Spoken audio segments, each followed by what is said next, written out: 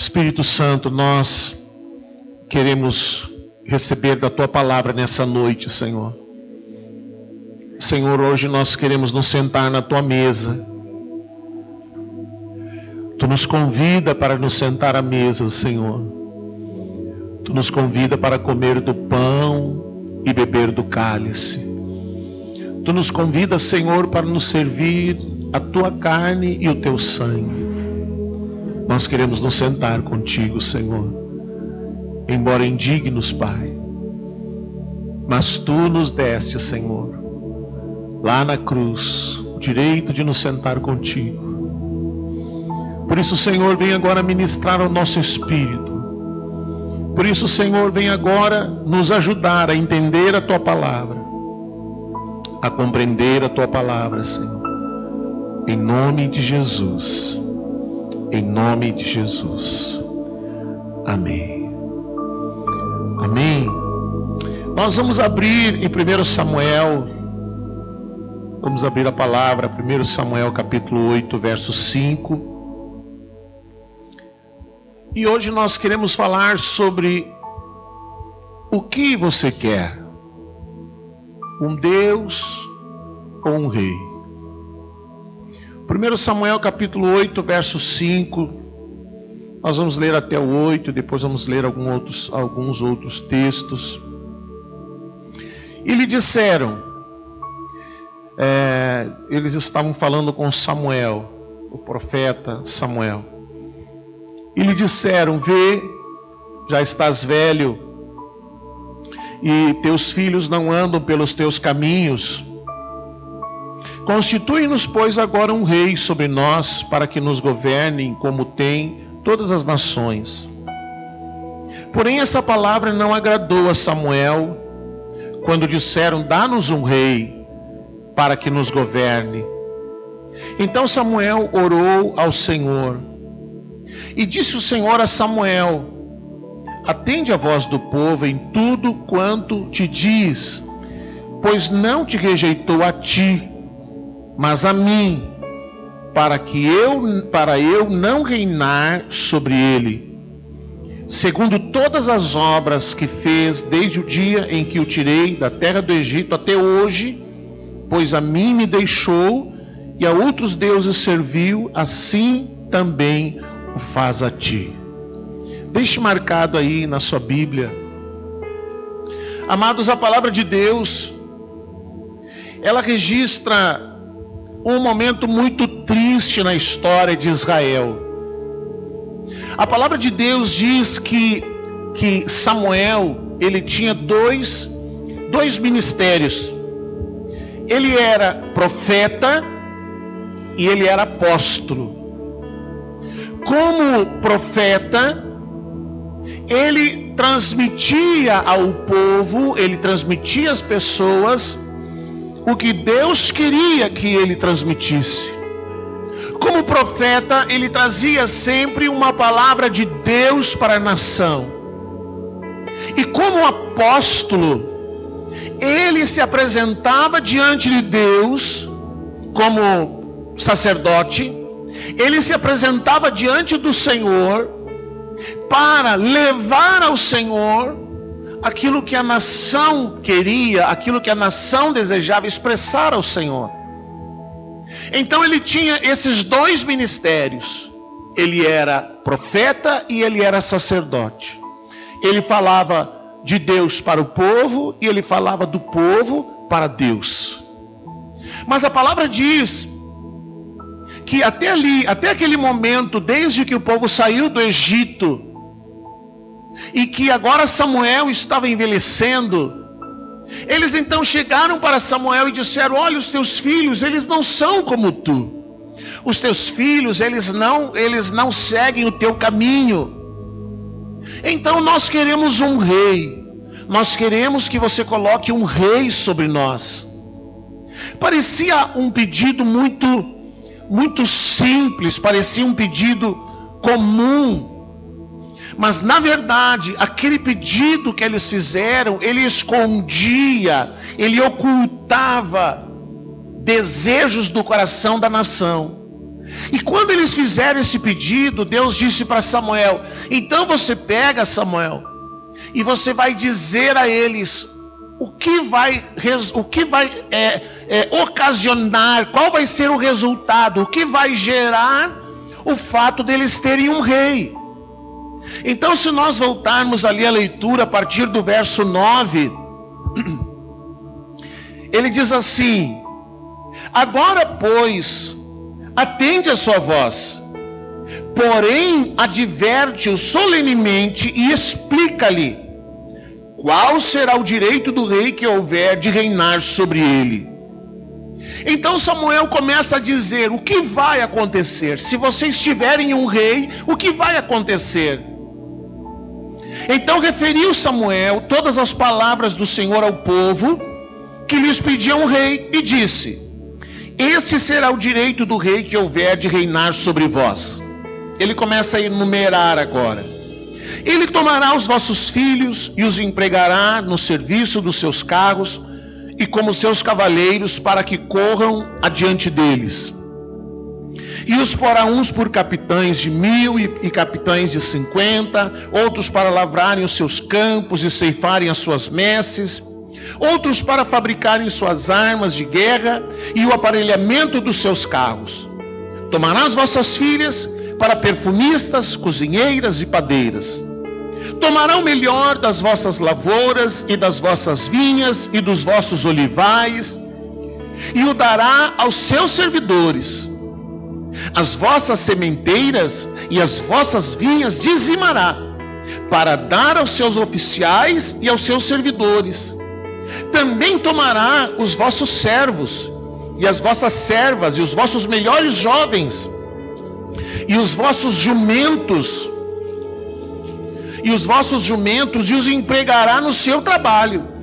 Dizimará o vosso rebanho e vós lhe sereis por servos. Então, naquele dia, clamareis por causa do vosso rei que houverdes escolhido, mas o Senhor não vos ouvirá naquele dia. Porém o povo não atendeu a voz de Samuel e disse: não, nós teremos um rei sobre nós, para que sejamos também como todas as nações, e o nosso rei poderá governar-nos, sair adiante de nós e fazer as nossas guerras. Amém? Então agora Samuel, ele começa a dizer: se vocês tiverem um rei, vocês vão ter que pagar impostos. Ele começa a falar dos filhos, das filhas, do melhor da terra que seria produzido para o rei. Ele começa a falar a nação passaria agora a servir um rei.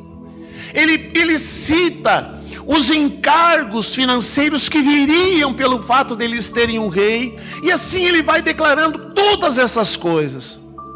Mas mesmo assim, eles dizem: nós queremos um rei. Nós queremos que um rei governe sobre nós. Mesmo nós perdendo os nossos filhos, mesmo nós abrindo mão de nossas plantações, de nossas colheitas, mesmo nós abrindo mão de parte do nosso ganho, mesmo nós tendo que pagar altos impostos, mesmo que os nossos filhos eles abandonem o lar, abandonem a casa, abandonem o campo, porque Israel, ele existia uma cultura de cultivo familiar, eram as famílias que trabalhavam. Mesmo que os nossos filhos eles abandonem o campo e que eles vão para o exército, nós queremos um rei. Mas lá atrás Deus disse para Samuel: Samuel, não se preocupe, porque eles não estão rejeitando a ti, eles estão rejeitando a mim, porque o governo que eles tinham não era um governo monárquico, não era uma monarquia, não era um rei, não era nenhum outro sistema de governo criado pelo homem. Eles tinham um governo teocrático, onde Deus governava. onde Deus, ele cuidava da nação, onde Deus guardava a nação, onde Deus protegia a nação, onde Deus era quem cuidava de todas as coisas. Deus era o provedor, Deus era o guarda, Deus era tudo para eles. Mas eles disseram assim: não. Aqui começa então a expor o coração deles. Por que eles queriam um rei? Por que tanto eles insistiram que queriam um rei? No verso 19: não, nós teremos um rei sobre nós. Para quê? Para que sejamos também como todas as nações. Aqui está o primeiro erro, a primeira exposição do coração deles. Nós queremos ser igual. Nós queremos ser como todas as nações. Nós queremos ser igual às outras nações. Nós não queremos ser diferentes. Nós não queremos ser diferentes. E você sabe que há tantos anos atrás, há 2-3 mil anos atrás, eles trouxeram esse pedido a Samuel, ao profeta, ao sacerdote Samuel. E eles disseram: nós queremos ser iguais. E este, às vezes, querido, é o grande dilema de muitos cristãos. Eu quero ser igual, eu não quero ser diferente. Eu não quero ser diferente dos outros. Eu não quero que as pessoas me olhem e percebam que eu sou diferente. O meu modo de vida é diferente. O estilo de vida que eu vivo é diferente. As coisas que eu falo são diferentes. Os meus gostos são diferentes. Eu quero ser igual. Muitos cristãos entram nesse dilema. Eu não quero ser diferente dos meus colegas, dos meus amigos, daqueles que trabalham comigo, daqueles que estudam comigo, daqueles que são meus vizinhos. Eu quero ser igual a eles. Eu quero ter o estilo de vida que eles vivem. Eu quero viver como eles vivem. Esse era o pedido que estava por detrás daquele clamor, daquele pedido dos filhos de Israel.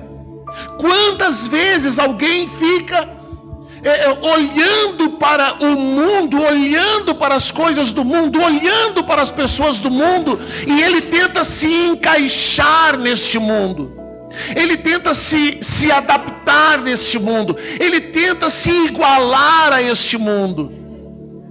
Eles disseram para o Senhor isso: não, nós queremos ser iguais. Sabe por que querem ser iguais? Porque viver na dependência de Deus não é para qualquer um. Viver na dependência de Deus não é para qualquer um. Você vê, querido, se nós pegarmos quando eles estavam andando no deserto por 40 anos, eles não podiam decidir, queridos, a hora que eles iriam seguir em viagem. Eles não podiam escolher: não, nós vamos acampar aqui, nós vamos ficar ali. Eles não podiam decidir nada. Tudo quem decidia era quem? Era Deus. Eles precisavam estar atentos ao movimento da nuvem. Quando a nuvem se movia, eles rapidamente tinham que levantar o acampamento, desmontar o tabernáculo, desmontar as suas tendas, organizar-se em tribos e acompanhar a nuvem. E eles não podiam andar na sua velocidade, eles tinham que andar na velocidade que Deus escolhia. Deus era quem escolhia onde eles iam ficar, onde eles iam acampar, o que eles iam comer. Tudo era Deus que provia.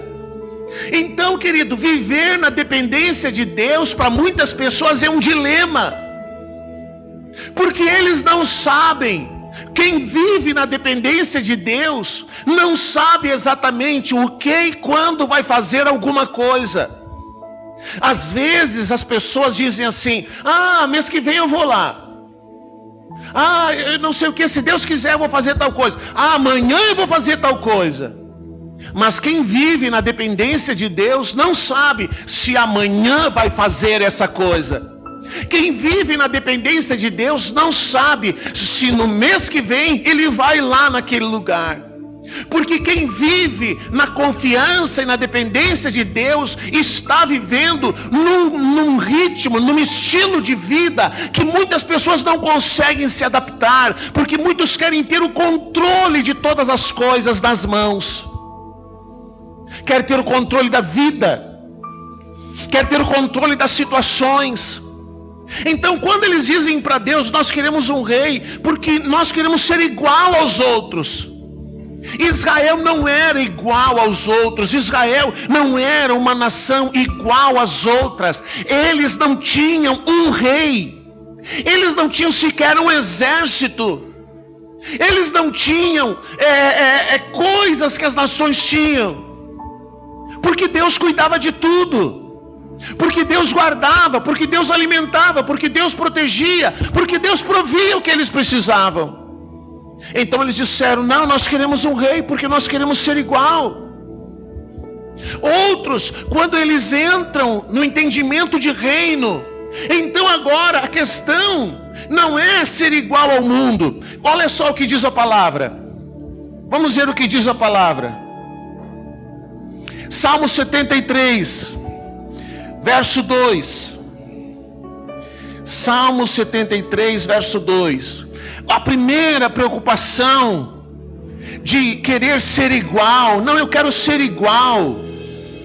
Eu quero ser normal. Ô irmão, você não é normal, você não entendeu isso ainda? Você não é normal, você não é normal, você não pode ser comparado a ninguém. Salmo 73, verso 2. Ele diz assim: quanto a mim, porém, quase me resbalaram os pés, pouco faltou para que se desviassem os meus passos, pois eu invejava os arrogantes ao ver a prosperidade dos perversos. Para eles não há preocupações, o seu corpo é sadio, é inédio, não partilham das canseiras dos mortais, nem são afligidos como os outros homens. Às vezes, alguém olha para o mundo e diz, e aí tem inveja com o que vê no mundo. Como ele prospera. Olha, ele não é salvo, como ele prospera. Olha a vida dele como está bem. Irmão, se você parar e pensar que o mundo vive de aparência, e que no mundo nem tudo que brilha é ouro, e às vezes você vê alguém e pensa que porque aquela pessoa está num bom carro, está numa boa casa, numa casa linda, e aí você pensa que as pessoas que andam naquele carro e que vivem naquela casa, elas são felizes. E as pessoas se enganam com isso, elas se iludem com a aparência. Elas se iludem com a aparência. Mas dentro daquela casa, as pessoas que ali vivem, muitas vezes elas estão vivendo dilemas terríveis e piores dos que você está vivendo. A palavra também diz em Provérbios 23,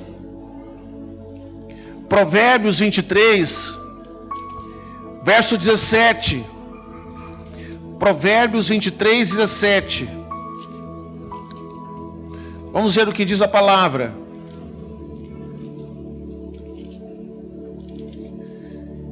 Não tenha o teu coração inveja dos pecadores. Antes, no temor do Senhor perseverarás todo dia, porque deveras haverá bom futuro. Não será frustrada a tua esperança. Ouve, filho meu, e sê sábio.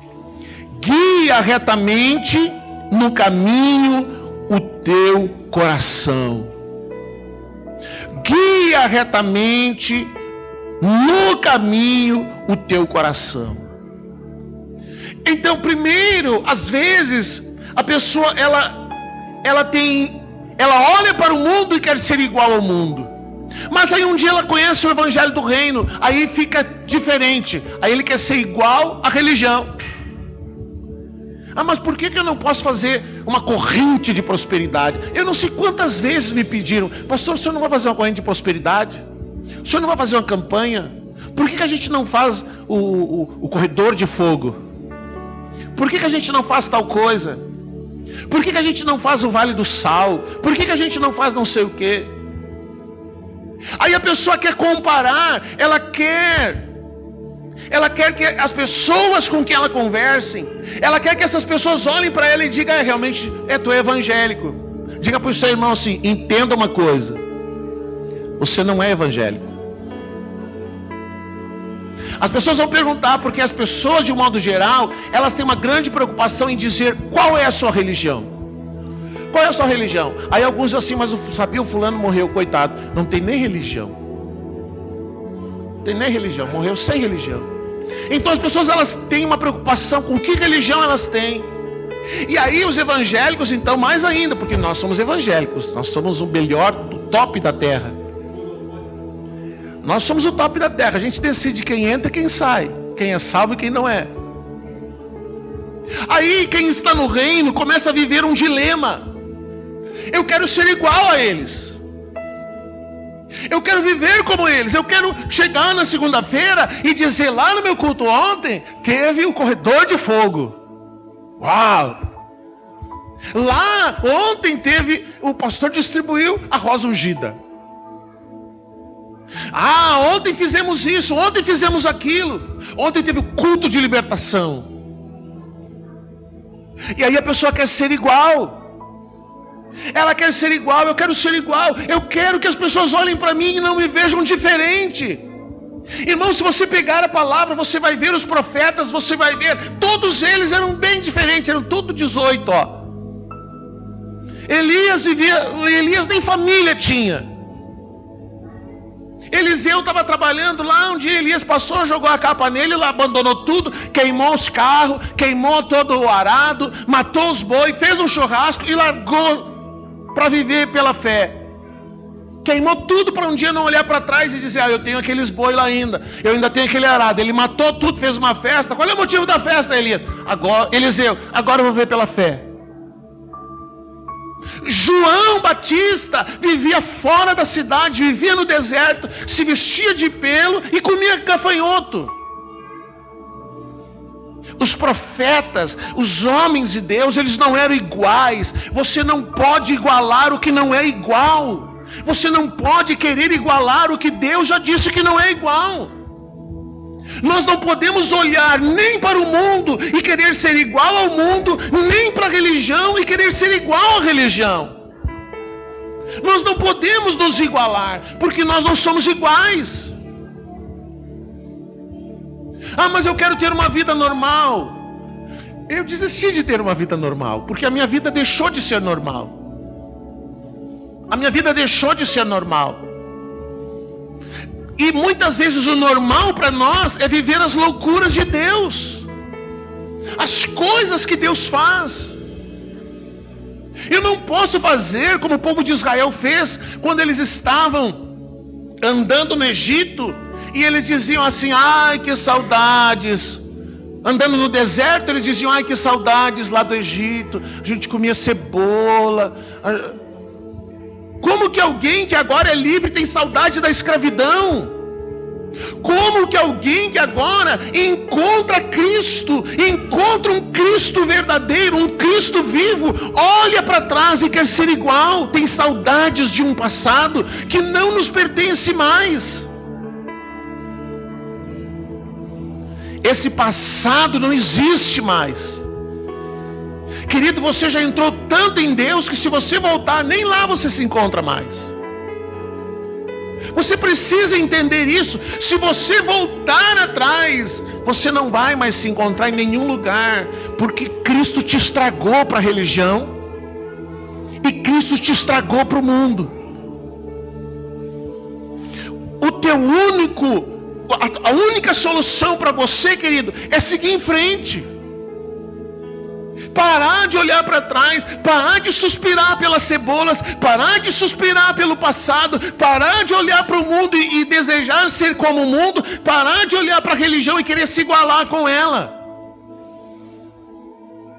Pare com isso. Mas eles disseram para Samuel: nós queremos ser igual às nações. Nós queremos ser igual às nações. Mas eles dizem mais. Eles dizem mais. Eles chegam. Vamos voltar lá para aquele texto. Eles dizem para Samuel: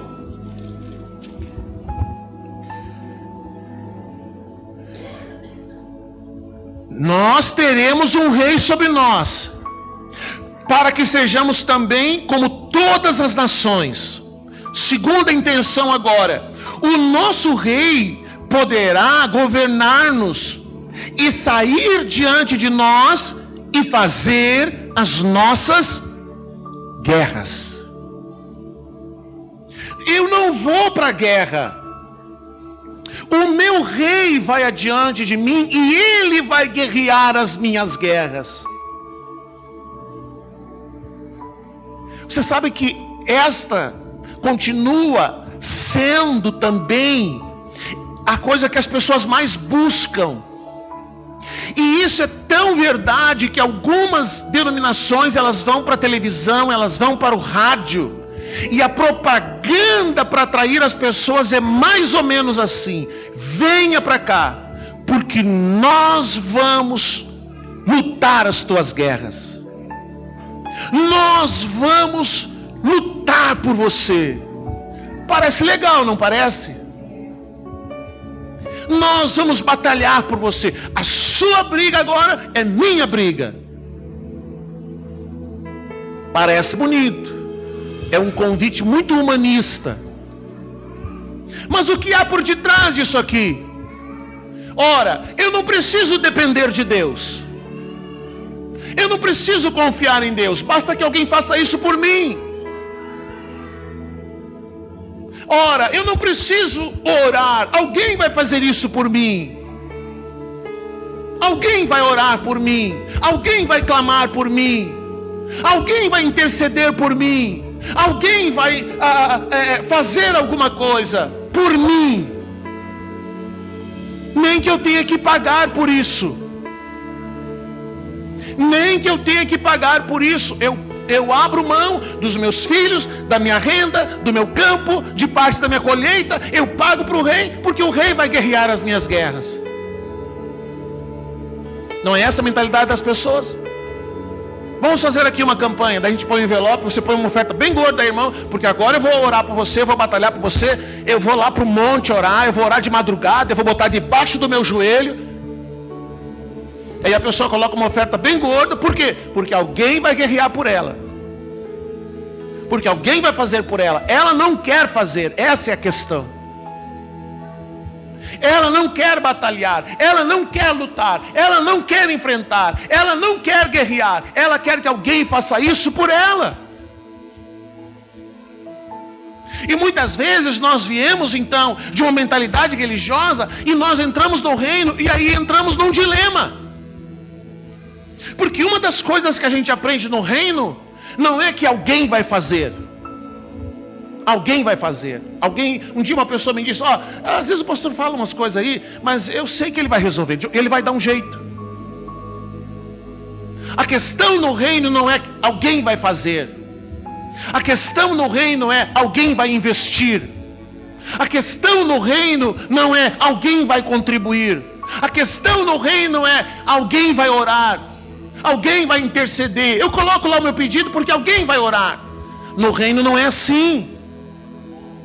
No reino é nós vamos fazer.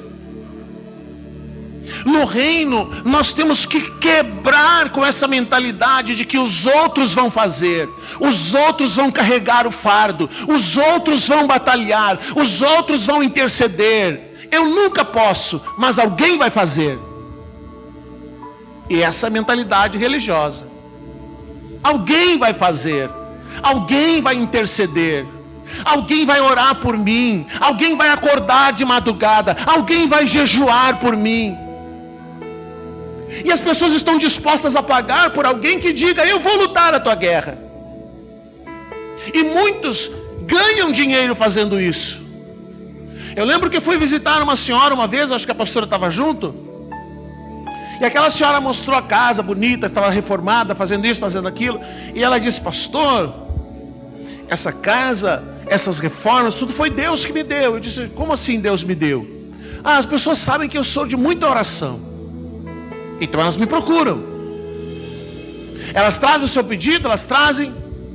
E eu já digo para elas: eu vou orar, mas eu quero tal oferta. Se for causa na justiça, se envolve dinheiro, eu quero o dízimo. E aí ela orava. E as pessoas ganhavam e traziam para ela. E aí ela pegava e reformava a casa, ia reformando a casa. Mas isso fala do quê? Que as pessoas querem que alguém faça por elas. Elas não querem se preocupar em aprender a ter intimidade com Deus, a orar, a buscar o Senhor, a se edificar. Se alguém pode fazer isso por mim, e mesmo que me custe dinheiro, é melhor. Mas essa mentalidade, ela não se encaixa no reino de Deus. Esse tipo de mentalidade é uma mentalidade que não se encaixa dentro do reino de Deus, porque no reino de Deus não é alguém vai orar, no reino de Deus é nós vamos orar, é nós vamos fazer, é nós que vamos construir, é nós que vamos fazer as coisas, é nós que vamos manifestar o reino. Não, eu não vou, o pastor vai. Isso é coisa de pastor. Isso é coisa dos pastores, dos obreiros. Isso é coisa de gente adiantada. Não vou não. Não, no reino é nós vamos fazer. No reino é nós vamos batalhar. No reino é nós vamos guerrear. No reino é nós vamos manifestar. É nós que vamos fazer. É todos juntos, cada um. Porque a palavra de Deus diz que o Cristo, ele usa, o apóstolo Paulo, ele usa para falar do que é a igreja. Ele diz que a igreja é um corpo. Irmão, o braço, ele não diz assim: hoje eu não vou fazer nada. Hoje me deixa aqui na cama, que eu hoje não vou fazer nada. Aí sai o corpo inteiro e fica o braço na cama. Você viu isso? Não. O corpo tem que trabalhar todo junto. O corpo, ele tem que todo ele reagir aos comandos da cabeça. E é tão doido isso. No último evangelismo, a irmã Gessi foi. E aí chegou lá, ela disse: meus filhos estavam tudo preocupados. Disse: por quê? Porque eu ia para o Star. E elas disseram, e as filhas disseram: eu vou ligar para o pai, vou falar para o pai que a mãe vai lá para o Star. O que é que tu quer no Star, mãe? Perigo aquilo lá. Ainda brinquei, mas elas não vão lá. Elas vão. E disse: então, elas vão, mas você não pode, você não vai nem entrar lá. Você não vai nem entrar lá, qual é o problema? Então, queridos, a irmã Gessi não é pastora, mas ela foi lá, porque a responsabilidade de manifestar o reino não é de um, de dois. Mas eu não fui ungido. Mas eu não sou profeta. Mas eu não sou evangelista. Mas eu não sou pastor. Mas eu não sou apóstolo. Mas você está no corpo também. Você também está no corpo, e você também tem que fazer a sua parte, porque no reino é nós que fazemos. É todos juntos, cada um fazendo a sua parte, cada um desempenhando a sua função, para que o reino se manifeste de uma forma ordenada. Então, quando eles disseram para Samuel: nós queremos um rei, porque nós queremos ser igual aos outros. Nós queremos um rei, porque nós queremos que ele vá à nossa frente e ele faça as coisas. Aí você pode dizer assim: mas pastor, eu estou enfrentando lutas, eu estou enfrentando batalhas, o senhor nem sabe o que eu estou sofrendo. Eu vou dizer para você: você quer trocar comigo? Ou você acha que eu não enfrento lutas? Ou você acha que eu não enfrento batalhas? Ou você acha que os apóstolos e os profetas não enfrentavam batalhas? Mas a gente quer ver só o que diz o apóstolo Paulo? Vamos ver o que diz o apóstolo Paulo, 2 Coríntios capítulo 7. 2 Coríntios capítulo 7. 2 Coríntios 7, verso 5.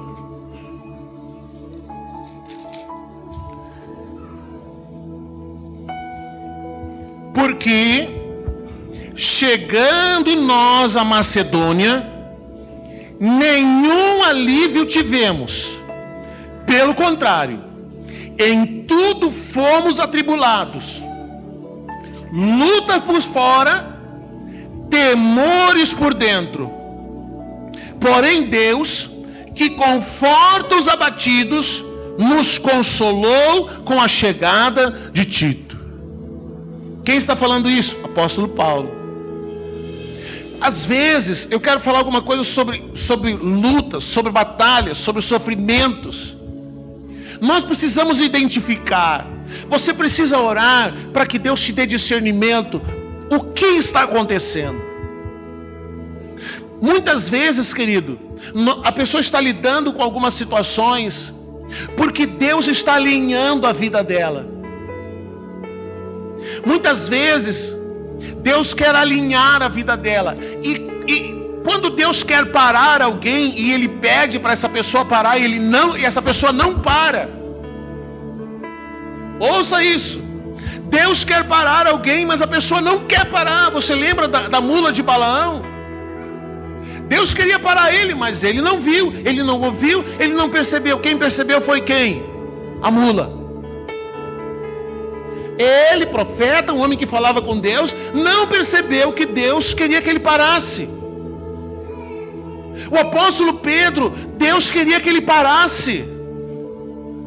Às vezes, a gente está tendo sucesso em alguma coisa que Deus não quer que tenha. Às vezes, quando alguma coisa está dando certo, nem sempre está manifestando uma aprovação de Deus. Pedro estava em Jerusalém, estava indo tão legal, as pessoas eram curadas, as multidões vinham procurar por ele. Qual é o pastor que não quer uma coisa dessa? Conhecido na cidade, todo mundo falava com ele. As pessoas vinham para ser curadas pela sombra de Pedro. Mas aí Deus começou a sinalizar para ele parar, e Pedro não parou. Pedro não parou, porque quando Deus pediu que ele parasse. Então o que Deus fez? Mandou prender. Prendeu Tiago. Tiago foi preso, Tiago morreu. Pedro continuou. Aí então Deus disse: bom, então tá, eu vou parar de falar uma mensagem subliminar e agora vou agir diretamente contigo. Então o que Deus fez? Pedro foi para a prisão. Pedro foi para a prisão. Quando Tiago foi preso, a igreja não deu bola. Tiago morreu, a igreja não deu bola. Você vê que a igreja orou por Tiago? Não, nem deram bola. Aí quando Pedro foi preso, o que a igreja fez? A igreja ligeirinho achou o caminho da intercessão. Vamos orar por Pedro, vamos orar pelo apóstolo Pedro. Já mataram um, pode matar o segundo. Aí a igreja que estava só tranquila, tudo na paz, tudo era legal, não tinha perseguição, tudo era bênção. Agora a igreja começa a orar. Pedro está lá na prisão. Aí Pedro está lá orando.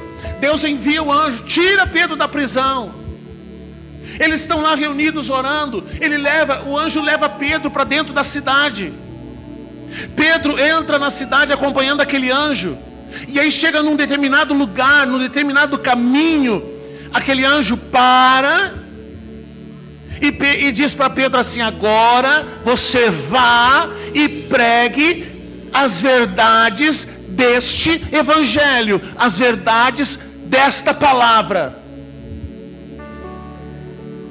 Mas Pedro estava curando, e não era isso que Deus queria? Não.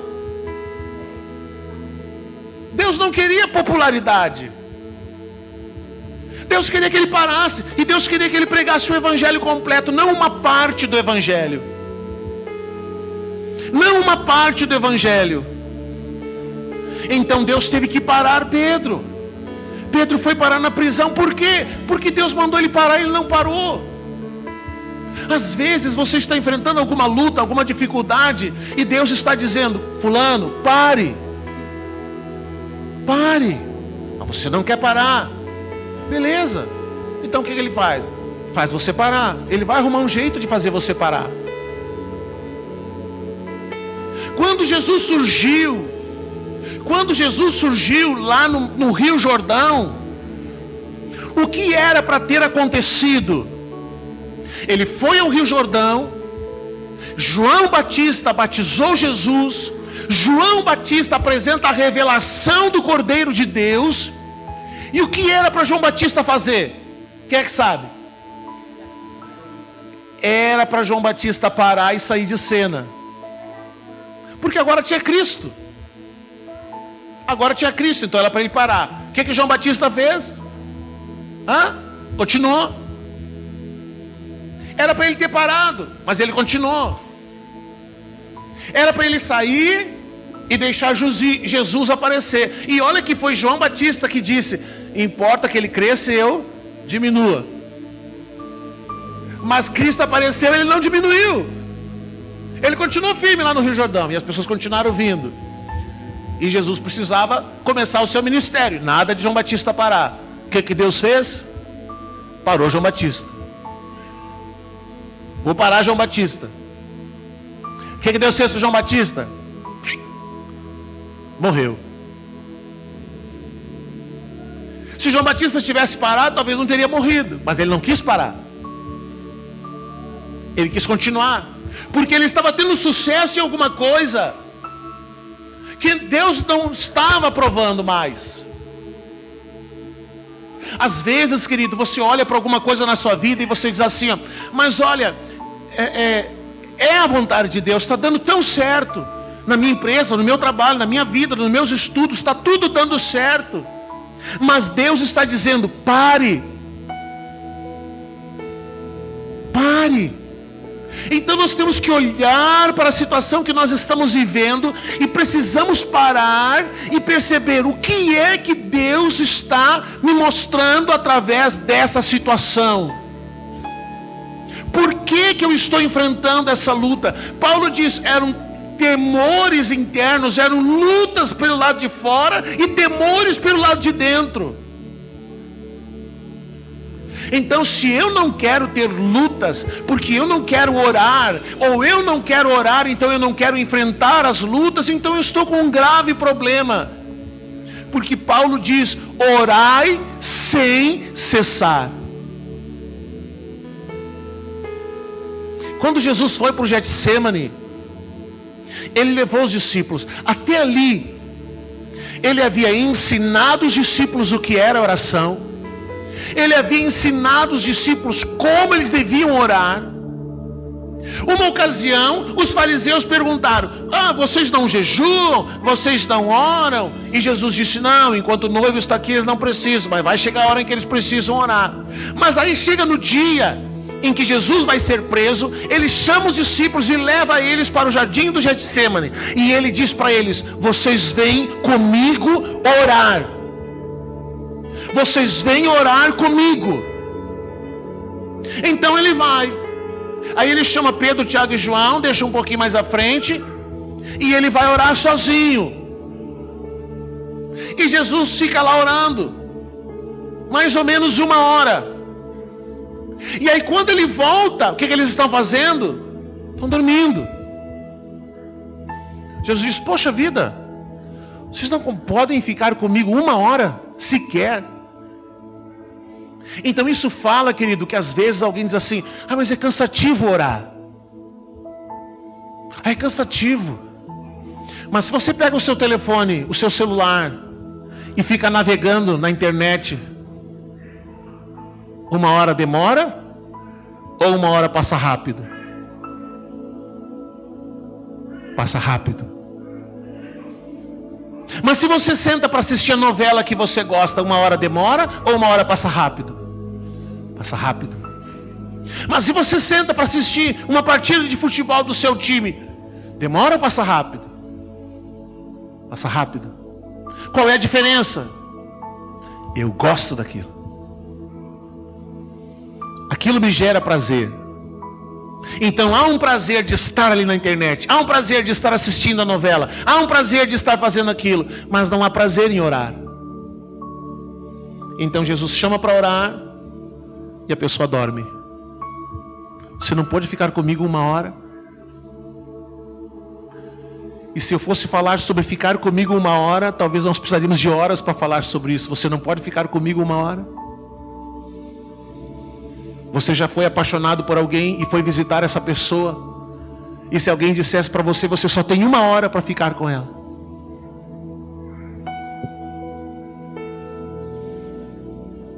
O tempo passa muito rápido.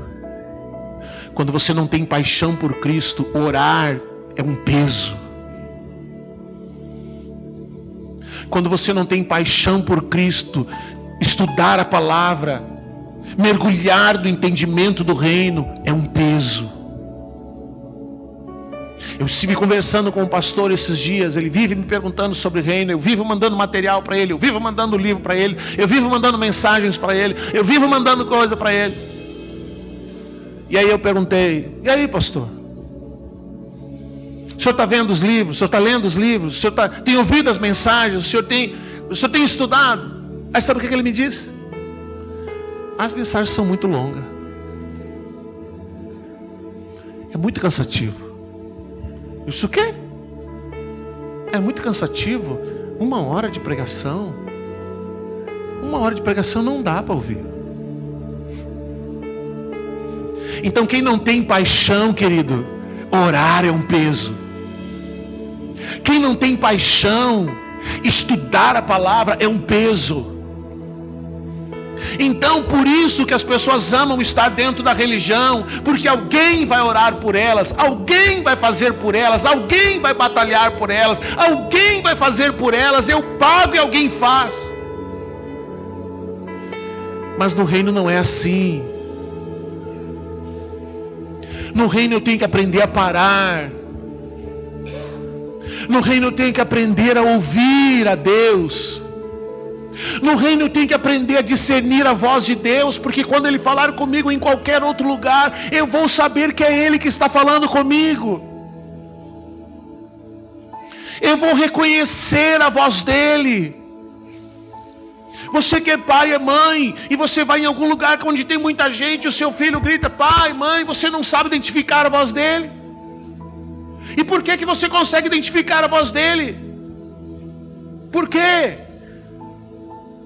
Porque você convive com essa pessoa. Você anda com ela 24 horas do dia. E se ela te chamar, você vai identificar. E se você conviver muito com ela, e você amar muito essa pessoa, você vai identificá-la quando ela vem caminhando na rua. Você vai saber: hoje não está bem. Quantas vezes a gente telefona para a Isabela e quando ela atende o telefone a gente já sabe que não está bem. Mas como é que eu vou saber identificar a voz de Deus, querido, se eu não sei parar para ouvir a Deus? Eu invisto a minha capacidade intelectual para aprender o nome dos artistas, o nome, toda a escalação de um time. Eu invisto a minha capacidade intelectual para aprender tantas coisas, mas eu não quero investir para aprender as coisas de Deus, onde eu vou ser edificado, onde eu vou ser fortalecido, onde eu vou aprender a lidar com as batalhas da vida, a enfrentar as lutas de fora e os temores de dentro. Porque embora Jesus estivesse com os discípulos no jardim do Getsêmani, mas ele precisava enfrentar aquilo ali sozinho. Porque existem coisas que você tem que enfrentar sozinho. Você vai me chamar e vai dizer: pastor, ore por mim, eu vou orar por você, mas Deus quer que você pare, Deus quer que você sossegue o teu coração, Deus quer que você sossegue o teu espírito, Deus quer que você ouça a voz dEle, Deus quer que você se cale.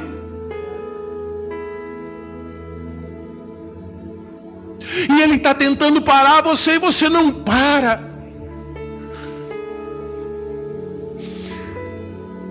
E ao invés de enfrentar a luta, você diz assim: Deus me tira disso. Mas Deus não quer tirar dali. Ele não quer tirar você daquela situação. Ele quer quebrar você. Ele quer te ensinar a depender dEle.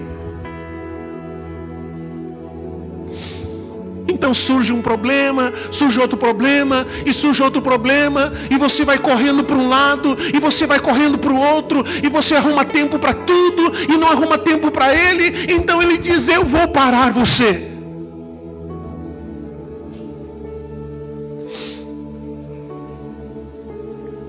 Aí o dia que você parar e aprender a identificar a voz de Deus,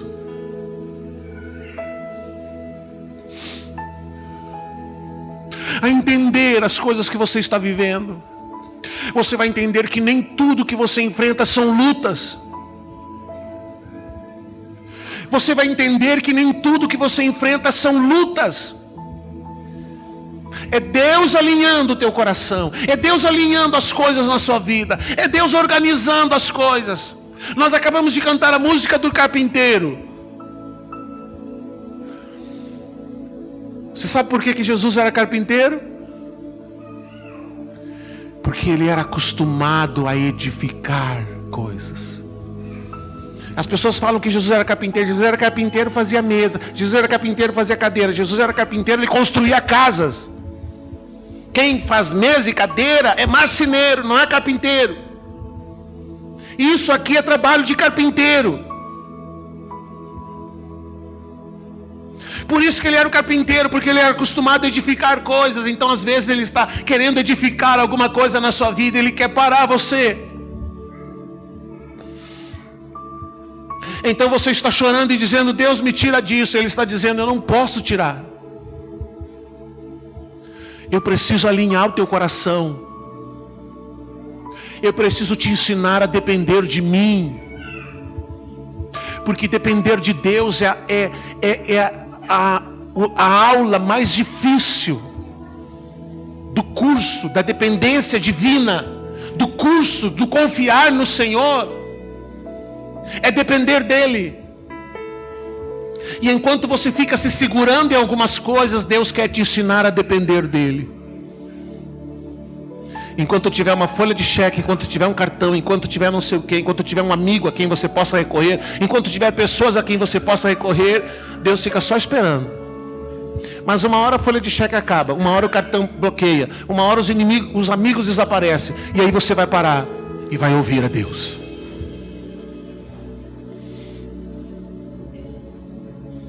Eu não posso querer ser igual. Às vezes eu e a pastora conversamos sobre como era a nossa vida antes e como é a nossa vida agora. Não há comparação. Eu não tenho saudade das cebolas e nem das coisas do tempo da religião. A gente vivia muito bem. Ah, como era bom. Mas muito longe de Deus. Confiava muito na força do braço, na capacidade, no intelecto, na ginga de se mover dentro de um sistema denominacional. E aí Cristo diz: então agora eu vou te mostrar o que é confiar em mim e depender de mim.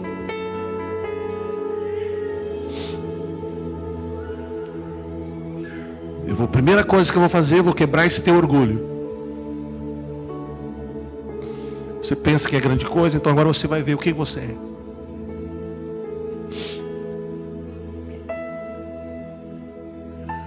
Então você precisa entender, querido, são lutas mesmo?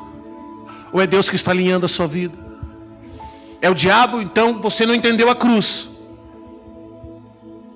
Você não entendeu a cruz, que Jesus venceu ele lá na cruz. Eu não preciso fazer o caminho da cruz, eu não preciso fazer uma noite especial da cruz. Você precisa entender a cruz. Se é o diabo que está te causando problema, entenda a cruz. Diga para ele que ele já foi derrotado lá na cruz. Que ele não tem mais poder na tua vida, nem na tua família. Que Jesus já o derrotou. Mostre para ele na palavra que ele não tem direito de trazer nenhuma maldição do passado para dentro da tua casa, porque você já entendeu a cruz. Se é o diabo que está te causando problema, então olhe para a cruz, entenda a cruz e diga para ele: Jesus já te venceu lá na cruz. Entenda a cruz. eu não posso dizer, não, eu não quero um rei. Eu não quero alguém que faça as coisas para mim. Eu encontro muitas pessoas que dizem, eu quero, pastor, me diz assim, um jeito fácil. Tem lá um grupo de estudo, o pessoal sempre me pergunta, me ensina um jeito fácil de entender o reino. Não tem um jeito fácil de entender o reino, a não ser parar, estudar, orar, chorar, se arrepender, buscar. Não tem um jeito fácil.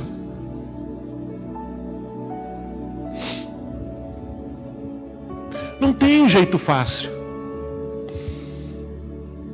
Não adianta querer pagar. Um dia um me chamou assim, eu quero que tu me explique isso. Eu disse, não, meu filho, eu estudo há 3 anos sobre isso. Tu quer que eu fale contigo em 10 minutos pelo telefone e te explique isso? Não tem. Eu vou te mandar os livros e tu lê. Lê os livros. Aí o outro disse, são 1.500 áudios de estudo, tu quer que eu te fale em 10 minutos? Não tem um jeito fácil. Se você é apaixonado por Cristo, não é pesado. Não é pesado. Você arruma tempo. Então eles disseram para Samuel, Samuel, nós queremos um rei. Nós queremos que um rei governe sobre nós. Nós não queremos que Deus governe sobre nós. Nós queremos que um homem governe sobre nós. Nós queremos ser igual aos outros. Nós queremos que um rei vá à nossa frente, lute as nossas batalhas. E quando eles disseram todas essas coisas, para Samuel, a palavra diz assim, ouvindo, pois, Samuel todas as palavras do povo, as repetiu perante o Senhor. Então o Senhor disse a Samuel, atende, Samuel, a sua voz, e estabelece-lhe um rei. Sabe o que é triste de ver? Saul foi o primeiro rei. Quem escolheu Saul? Foi o povo. Foi o povo que escolheu Saul. Quem escolheu Davi? Foi Deus. O que Saul fazia quando ele foi chamado e escolhido para ser rei? O que ele fazia? No que ele estava ocupado quando Samuel encontrou ele? Você não sabe? Ele estava tangendo as mulas do pai dele. O que Davi fazia quando ele foi chamado? Cuidando das ovelhas do pai.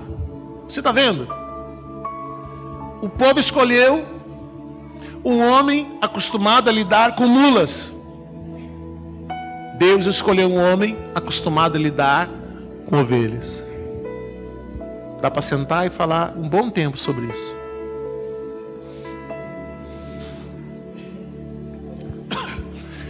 Saul trabalhava tanto com mula que se tornou igual a uma delas. Deus falava, Saul não ouvia. Deus falava, Saul não ouvia. Deus falava, Saul não ouvia. Até uma hora que Deus disse, chega. E tirou o espírito da vida dele. Então esse negócio assim, a maioria escolheu, pastor. A maioria escolheu, o povo escolheu. E porque o povo escolheu, você acha que Deus escolheu? Você ainda imagina que a voz do povo é a voz de Deus?